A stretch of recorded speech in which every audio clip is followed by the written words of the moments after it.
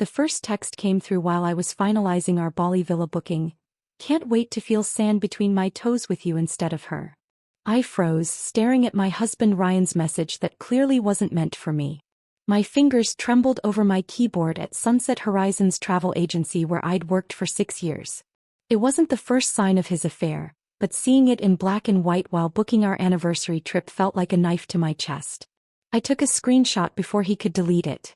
For minutes later, his panicked follow-up arrived. Emma, ignore that. Wrong conversation. Work stuff. Work stuff. Right. Because everyone discusses sandy beaches with their coworkers. Everything okay? Jake asked from the desk across from mine, noticing my sudden paleness. I forced a smile. Just finalizing my surprise for Ryan and his parents. Our 5-year anniversary trip to Bali. Jake raised an eyebrow. You're still taking them after that text?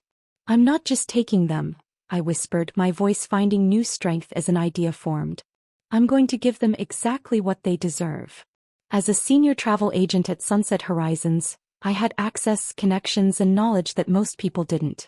For 3 years, I'd saved every commission, worked overtime booking luxury getaways for wealthy clients while squirreling away funds for what I'd hoped would be our dream reconciliation vacation.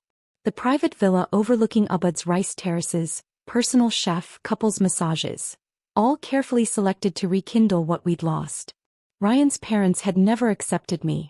Diane, with her country club membership and tennis lessons, always found subtle ways to remind me of my modest background. Walter, Ryan's father, checked the label on every wine bottle I brought to dinner, his disapproving sniff when I couldn't afford the premium vintages he preferred. They'd been talking about Bali for years, ever since their friends the Hendersons went, so I'd included them in my grand gesture, hoping finally to win their approval. What are you thinking? Jake rolled his chair closer, lowering his voice.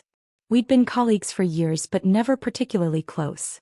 Something in my expression must have alarmed him. I turned my monitor so he could see the booking system. How difficult would it be to maintain all the confirmation numbers and superficial details while completely changing the destination? His eyes widened. Emma Barnes, you wouldn't. They've pushed me too far, I replied, my usual people-pleasing nature crumbling under months of suspicion and disrespect. I have Ryan's text, I have evidence, and I have access to every travel arrangement. Jake glanced toward our manager's office, then leaned in closer. Hypothetically speaking, you'd need specialized knowledge of the booking systems, override privileges for the e-tickets, and contacts at the airlines to ensure the changes don't flag in their system. All of which I have, I said, a strange calm settling over me. Working 100-hour weeks during peak season for 6 years had its advantages. The industry connections I'd built while planning exotic trips for others could finally serve my own purposes. That evening, I wrapped the Bali brochures in expensive paper, placing them in a gold-embossed envelope along with printouts of their e-tickets and itinerary. The documents looked genuine because they were. Only the destination would change, but not until they were already in transit. The switches would happen incrementally, invisible until it was too late. Ryan came home late as usual. His suit was wrinkled, hair mussed in a way that spoke of hands that weren't mine. The lingering scent of unfamiliar perfume clung to his collar. You're still up, he said, surprise rather than pleasure in his voice. I have something for you. I gestured to the wrapped package on our dining table, the table his mother had insisted on buying because my furniture was charming but too student-like for a Barnes. Ryan hesitated before opening it, his fingers cautious as if expecting a trap.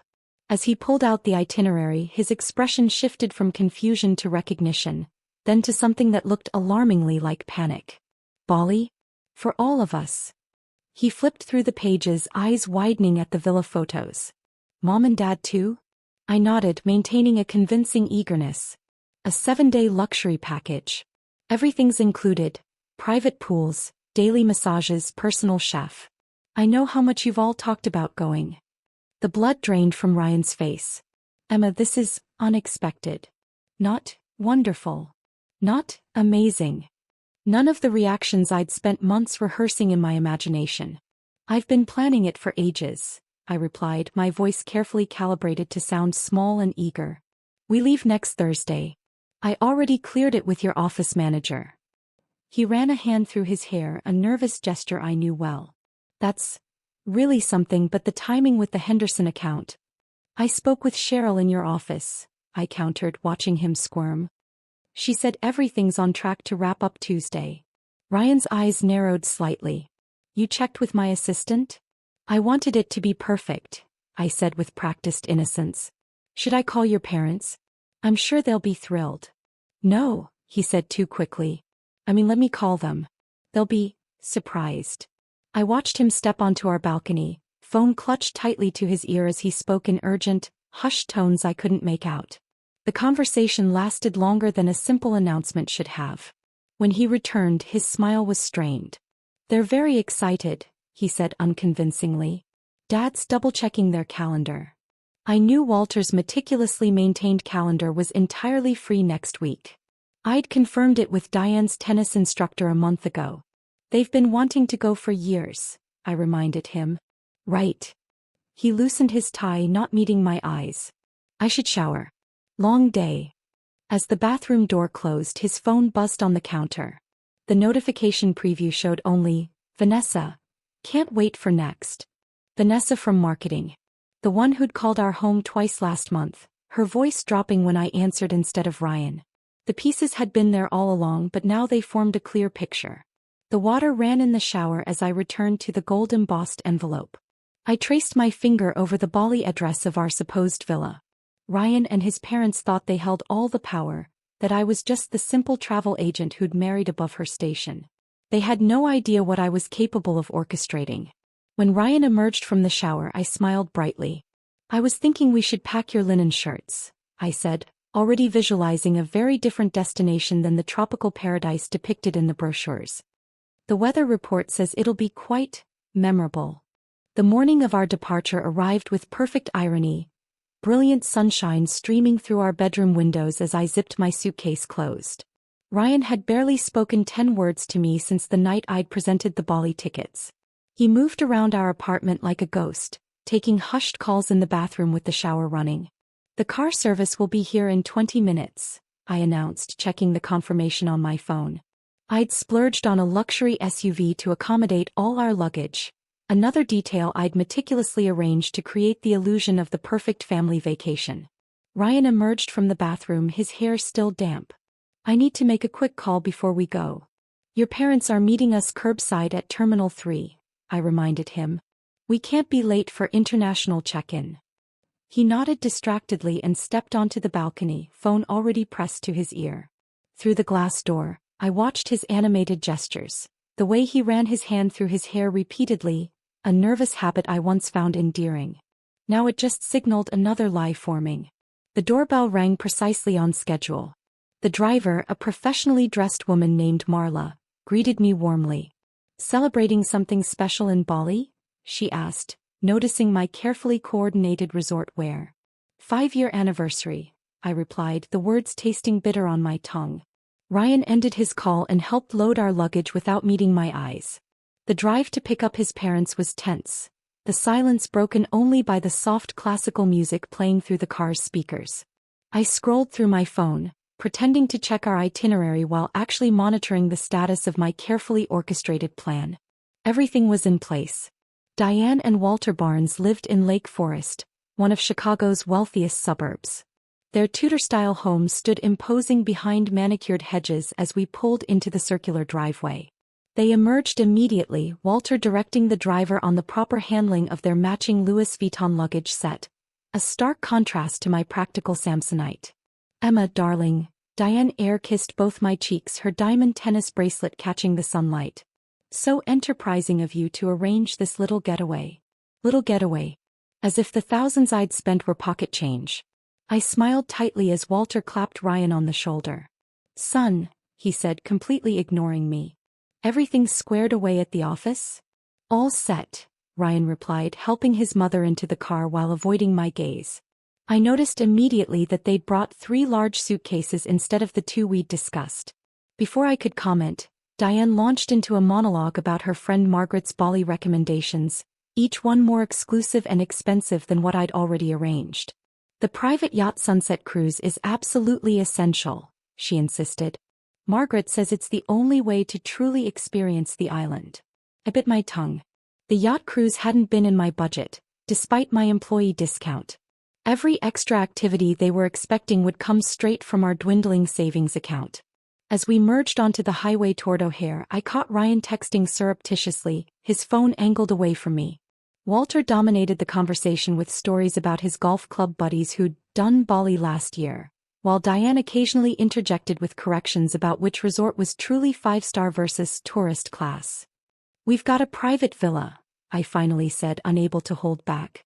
"With a dedicated staff and personal chef. The best in Ubud." "Ubud." Diane's perfectly penciled eyebrows arched. "But the beaches are in Seminyak. That's where everyone stays." "The beaches are overcrowded," I explained, my travel agent expertise surfacing. "Ubud offers authentic Balinese culture, rice terraces and—" "Ryan mentioned a beach villa," Walter interrupted, frowning at his son. My husband shifted uncomfortably. "I thought that's what you said, Emma." Another lie. I'd shown him all the materials, explained the location in detail. "The cultural experience is much richer inland," I insisted, my knuckles whitening around my phone. "Well, I'm sure you did your best with your connections," Diane said with the condescending smile I'd endured for 5 years. When we arrived at the international terminal, I noticed Ryan checking his watch every 30 seconds. Walter insisted on using a skycap for their luggage, tipping generously with a flourish that screamed, "Notice my wealth." The morning crowd surged around us as we made our way to the premium check-in area. That's when I spotted it, a sleek, cream-colored designer suitcase being loaded onto our cart that didn't belong to any of us. I frowned, about to question it, when a blonde woman in oversized sunglasses approached our group. "Sorry I'm late," she said breathlessly, removing her sunglasses to reveal expertly applied makeup. "Traffic was a nightmare." "Vanessa from marketing." My heart plummeted to my stomach as I registered her presence, the extra suitcase, and the knowing looks exchanged between her and my in-laws. "Emma," Ryan cleared his throat, pulling me aside near a row of empty check-in kiosks. His parents and Vanessa stood several feet away, already chatting like old friends. "There's been a slight change of plans." "A slight change?" My voice sounded distant, even though I'd been preparing for this moment since that first misdirected text. Ryan glanced back at the others, then lowered his voice. "Vanessa's coming with us instead. She needs a break from her boring job." The casual cruelty of his delivery stunned me. Not even a pretense of remorse or explanation. "You're replacing me on my anniversary trip? The one I planned and paid for?" Each word felt like glass in my throat. "It's not like that," he said unconvincingly. "We can talk when I get back. Sort things out." "Sort things out," I repeated flatly. Diane approached, her arm linked with Vanessa's. "Emma, dear, we can't thank you enough for arranging everything. So efficient of you." Walter nodded, already handing the passports, including Vanessa's, to the check-in agent who'd approached our group. "She'll make better use of those spa packages," Diane added with a laugh that sliced through me. "Young love needs pampering, wouldn't you agree?" I stood frozen as Ryan avoided my eyes, busying himself with the luggage tags. The betrayal wasn't just his. It was a coordinated family effort. They'd planned this ambush, probably laughing at my naivety for days. "Your boarding passes, sir," the agent said, handing the documents to Walter. "First class to Denpasar via Tokyo is now boarding at Gate 14. The premium access travel credentials I'd arranged, that I still held in my bag, would grant them special privileges throughout their journey. What they didn't know was exactly what journey they were actually taking. "Aren't you coming to see us off?" Ryan finally addressed me directly, guilt flashing briefly across his face. "No," I said quietly, a strange calm settling over me. "I think I've seen enough." They walked away without a backward glance, Vanessa already showing Ryan something on her phone that made him laugh. My husband of 5 years, his parents and his girlfriend, strolling towards security with the luggage I'd helped pack, carrying boarding passes to a vacation I'd planned, heading for a destination they couldn't possibly imagine. I watched until they disappeared into the security checkpoint, then pulled out my phone. With trembling fingers, I sent a single text to Jake. They took the bait. Operation Siberia is a go. I walked back to the car service in a daze, my body on autopilot as I slid into the back seat. Marla glanced at me in the rearview mirror, her expression shifting from professional courtesy to concern. Change of plans? She asked, noting my solitary return. Very much so, I replied, my voice steadier than I expected. Could you take me to Sunset Horizons Travel Agency on Michigan Avenue? Of course. The drive into downtown Chicago gave me time to process what had just happened. Not the betrayal, I'd suspected that for months, but the absolute callousness of the execution. They hadn't even bothered to create a plausible excuse. Just a brutal public discarding, as if I were nothing more than an inconvenient booking agent they no longer needed. My phone buzzed with a text from Jake. You okay? I'm at the office. I didn't respond. The numbness was wearing off, replaced by something unfamiliar. A cold, calculating focus that felt almost exhilarating. 20 minutes later, I walked through the glass doors of Sunset Horizons. Saturday mornings were quiet, with just a skeleton crew handling weekend emergencies. Jake looked up from his computer, concern etched across his face. Holy hell, Emma. You look like you've seen a ghost. Not a ghost. Just my husband walking away with another woman on my anniversary trip. I dropped my bag on my desk and turned on my computer. I need your help. Jake rolled his chair closer. Whatever you need. They think they're going to Bali, I said, logging into our reservation system. But plans can change mid-flight without passengers knowing until they land. Jake's eyes widened. Emma, are you sure about this? Watch this. I pulled up the airline's internal communication portal that travel agents used for high-priority client changes. My senior status granted access that newer agents didn't have. Right now, they're on their first leg to Tokyo. During that flight, I'll reroute their Tokyo connection. To where exactly? Jake asked, leaning closer to my screen. I opened a second tab and searched our specialty destinations database. What's the opposite of a tropical paradise? A frozen industrial wasteland. You're not thinking. Norilsk, Siberia, I confirmed, pulling up details about the remote Russian industrial city. Average winter temperature, -30 degrees Fahrenheit. Main attraction, the world's largest nickel smelting complex and surrounding waste management facilities. A small, disbelieving laugh escaped Jake. They don't even allow foreign visitors without special permits. They do for the International Waste Management Symposium, I countered, showing him the listing in our specialized industrial tourism section. It's a legitimate professional exchange program. Very exclusive. Very educational. My fingers flew across the keyboard, pulling up their itinerary. I wasn't just angry, I was in my professional element. Travel logistics were my expertise, my domain. For once, my skills weren't being used to fulfill others' dreams but to craft a perfectly calibrated nightmare. First, we changed their connecting flight in Tokyo from Denpasar to Moscow, I explained, making the adjustment in the system. The flight numbers are similar, JL 729 versus JL 792. An easy clerical error that the airline will apologize profusely for. Jake watched, both horrified and impressed. They'll notice when they board the wrong plane. No, they won't. I accessed their digital boarding passes. The gate display will show international connection. The flight attendants will just scan their passes, which will now match the Moscow flight. By the time anyone realizes the destination, they'll be over Russian airspace. And Moscow to Norilsk? Jake asked. That's where it gets interesting. I pulled up an email template.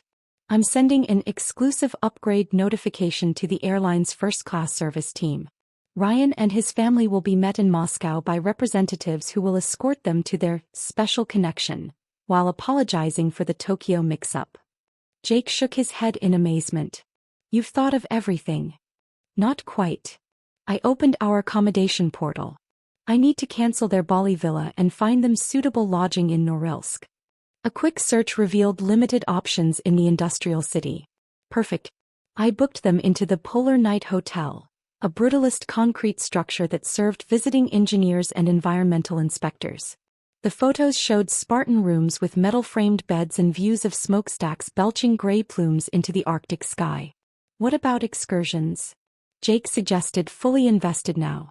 They were expecting private beach time and spa treatments. Excellent point. I found the symposium's supplementary activities. How about a guided tour of waste collection systems in permafrost conditions? or the popular Sustainability Challenges in Arctic Mining Operations lecture series. I worked methodically, rebooking each element of their luxury vacation with an industrial or waste management equivalent. Couples massage became a workshop on repetitive strain injuries in waste sorting facilities. Sunset dinner cruise transformed into evening emissions monitoring boat tour. There's one more touch we need, I said, accessing the in-flight entertainment system. A little educational content to prepare them for their destination. I arranged for their personal screens to feature documentaries about industrial waste management, Russian heavy industry and environmental challenges of the Arctic Circle. Won't they just book return flights immediately? Jake asked. I smiled grimly. With what? Their credit cards are about to hit their limits from the original bookings, which I'm not canceling, just changing. Plus, January isn't exactly high season for flights out of Norilsk. They might be there for a while. As I finalized the last details, Catherine, our manager, walked past my desk. She paused, noting my intense focus and Jake hovering nearby on a Saturday morning. Everything okay, Emma? She asked, coffee cup in hand. I hesitated, suddenly aware of the professional risk I was taking.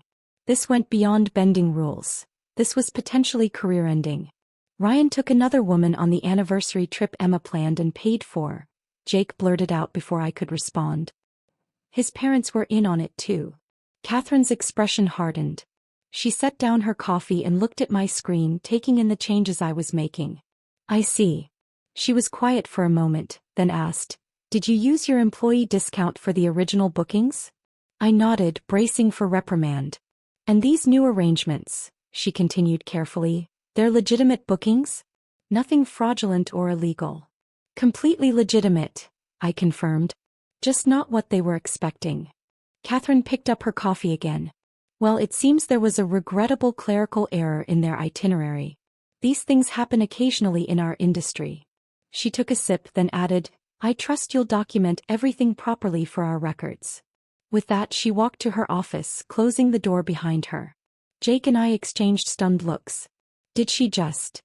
I think she did, I replied, feeling a surge of validation. I sent the final confirmations, then sat back in my chair, a strange mixture of emotions washing over me. Was this justice or vengeance? Therapy or cruelty? I wasn't entirely sure, but watching the booking confirmations appear on my screen brought the first genuine smile to my face in months. They should be over the Pacific now, Jake said, checking their flight status. I nodded, imagining Ryan's face when he realized his parents' influence, his money, his entitlement. None of it would help him where he was going. To Operation Siberia, I said, raising an imaginary toast. May it be an educational experience. After completing the final adjustments to Operation Siberia, the adrenaline that had carried me through the morning crashed. I sat in my office chair staring at the flight tracker showing Ryan's plane somewhere over the Pacific, the reality of my situation hitting me like a physical blow. You should probably talk to someone, Jake said gently, sliding a business card across my desk. My sister went through something similar last year. This therapist really helped her. I turned the card over in my hands. Dr. Amanda Mitchell, licensed clinical psychologist. The embossed letters felt solid, tangible, unlike my marriage, which had apparently been an illusion for months. I can get you in today, Jake offered, checking his phone. She's my sister's friend. Keeps Saturday emergency slots. 2 hours later, I found myself in a warm office with soft lighting, facing a woman with kind eyes and a no-nonsense expression. So, Dr. Mitchell said after I'd explained the morning's events, you've redirected your husband, his girlfriend, and his parents to a waste management facility in Siberia. That's certainly a creative response to infidelity. A surprised laugh escaped me, the first genuine one in weeks. When you put it like that, it sounds insane. Not insane, she corrected. Proportionate to the public humiliation they subjected you to. But my concern isn't about them right now. It's about what you're going to do next. The question caught me off guard. I'd been so focused on my revenge that I hadn't thought beyond it. I don't know. Your entire identity has been wrapped up in this relationship and trying to please these people who never appreciated you, she observed. Now you have a rare opportunity, a clean slate. My phone buzzed with a flight status update. Ryan's plane had landed in Tokyo. The dominoes were beginning to fall. I should feel guilty, I admitted to Dr. Mitchell. But all I feel is relief. She nodded understandingly. Guilt may come later. Or it may not. But right now, you have a choice to make about your own journey. By the time I left her office with a follow-up appointment scheduled, my phone showed 3 missed calls from unknown international numbers. I silenced it and headed back to Sunset Horizons, where Jake was waiting with surprising news. Catherine wants to see you, he said, looking nervous. She's been fielding calls from the Tokyo airport for the last hour. I found our manager in her office, phone pressed to her ear. She motioned for me to sit down. Yes, I understand the confusion, Mr. Barnes, she said, her voice professionally sympathetic. But I'm looking at your itinerary right here, and it clearly shows you're booked for the International Waste Management Symposium. It's an exclusive opportunity. Many of our corporate clients request it months in advance. I could hear Ryan's panicked voice through the phone, though not his exact words. Sir, please understand that international rebookings during peak season are nearly impossible, especially for a party of 4, Catherine continued smoothly. The best we can do is ensure your current accommodations are comfortable. I've been assured the Polar Night Hotel is the premium option in Norilsk. She winked at me as she delivered this blatant lie. After ending the call, Catherine fixed me with a serious look. Emma, while I sympathize with your situation, this is stretching professional ethics to their breaking point. I swallowed hard. I understand. I'll clear out my desk. That won't be necessary, she replied, surprising me. But I am sending you home for the rest of the day. And I'm requiring you to take your accumulated vacation time, all 3 weeks of it, starting immediately. You're not firing me? I asked, confused. Let's just say I've been where you are, she said, a shadow crossing her face. But we never had this conversation, and those booking changes were clearly unfortunate system errors that will rectify, eventually. As I walked out of the office, Jake caught up with me at the elevator. What now? He asked. An idea struck me, something Dr. Mitchell had said about a clean slate. I'm going on vacation. To where? I pulled out my phone and opened our booking system app. Somewhere I've always wanted to go but Ryan dismissed as too rustic. 20 minutes later, I had confirmed a last-minute booking to a meditation retreat in Sedona, Arizona. The desert landscape couldn't be more different from Bali's lush tropics or Siberia's industrial wasteland. It was a place where neither Ryan nor I had ever considered visiting. A blank canvas. That evening, as I packed a small bag for my impromptu trip, my phone lit up with a video call from an international number. Against my better judgment, I answered. Ryan's face appeared, flushed with anger. Behind him, I glimpsed what looked like a crowded airport terminal with Cyrillic signs. What the hell did you do? He demanded, his voice tight with barely controlled rage. I didn't do anything, I replied calmly. There seems to have been a booking error. Booking error? We're in Moscow, he shouted, drawing stares from nearby travelers. Fix this now. I noticed Vanessa hovering anxiously in the background, her perfect makeup now smudged from hours of travel. Diane appeared beside her, pushing her way into the frame. Emma, this is completely unacceptable, my mother-in-law snapped. We have dinner reservations at a beachfront restaurant tonight. Walter has already spoken to his attorney about this. This sabotage. I felt a surprising surge of pity for them.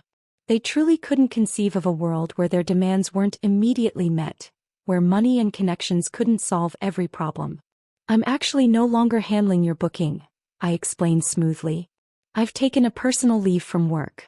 Catherine is managing your case now. Personal leave? Ryan sputtered.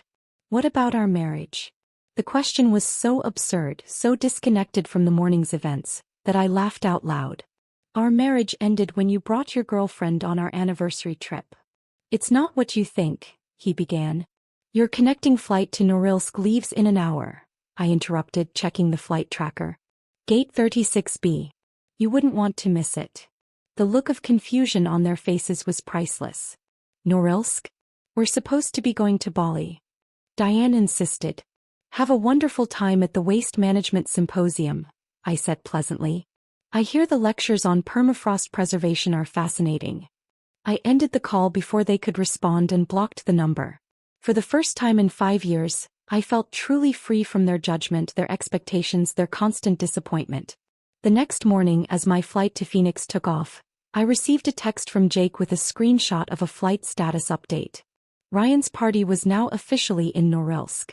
Attached was a weather report showing temperatures of -26 degrees. Landed safely in paradise, Jake had written with a snowflake emoji.